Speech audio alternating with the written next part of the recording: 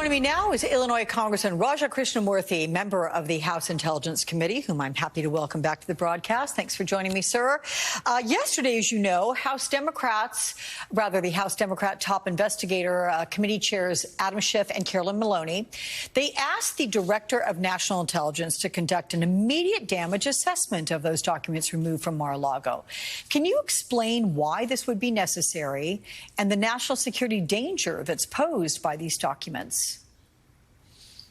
Well, as you know, Alex, there were at least 11 sets of documents that were classified, 45 boxes of documents retrieved.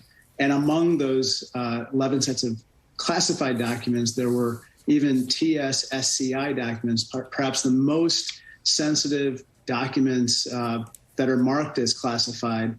If they were to fall into the wrong hands, especially given the fact that the warrant specifically sets out that the Espionage Act might be at play involving defense-related information, that's extremely disturbing. We need to know who, if anybody, might have had access to those documents and what is the damage to our national security potentially. So to that end, sir, look, we still don't know why Donald Trump took these sensitive documents and then, by the way, failed to return them after being subpoenaed in the spring. But can you explain to Americans why it should matter that Trump kept this material and why any of his accomplices or he himself should face criminal liability if they broke federal laws? Well, I think for a long time, we've had very serious concerns about Donald Trump, as well as members of his administration and family handling this classified material, especially after he left the presidency. As you know, he has serious ties with foreign governments. Oftentimes, those don't even get disclosed, by the way, on the SF-86 forms. Those are the applications for access to top secret documents that his family and members of the administration had filed. On top of that, they are often in financial distress. And so the natural question is, what counterintelligence risks can that all pose? And so that's why Americans should be concerned.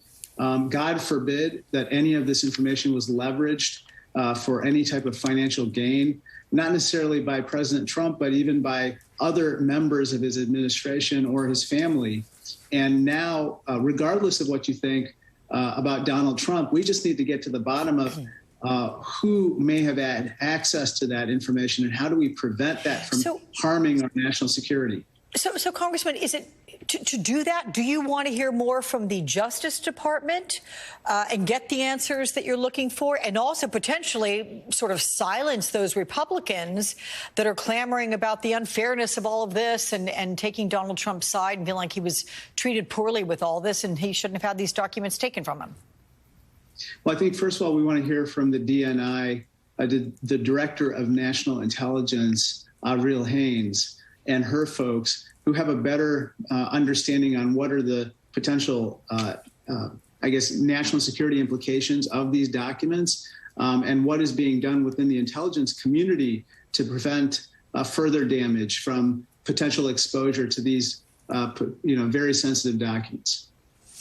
What about the report by NBC News, which talks about the chaotic departure at best from Donald Trump in the White House at the very last minute, and when we also know that he took a very cavalier approach to the official documents while he was in office? In fact, former aides, one of whom being Stephanie Grisham, who was just on the show, say that he often ripped up records that they would have to retrieve. There's some national security experts saying the search warrant for his home raises a question as to whether Donald Trump knew he had sensitive documents and was keeping them from the federal government. But in your mind, sir, does it matter whether or not he knowingly removed them? Well, obviously, knowingly removing them is very disturbing. But even if he recklessly removed them, that's still disturbing. I think that the other issue I just point out is we have to remember that once the presidential archives or the archives, national archives, recognized that documents were removed from the White House, they asked for those documents back.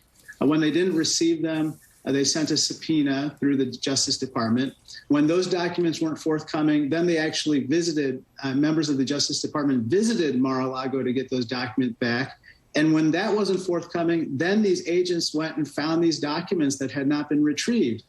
But the other questions that come up are, well, what documents were potentially destroyed, and were any documents moved to other locations? We don't know this.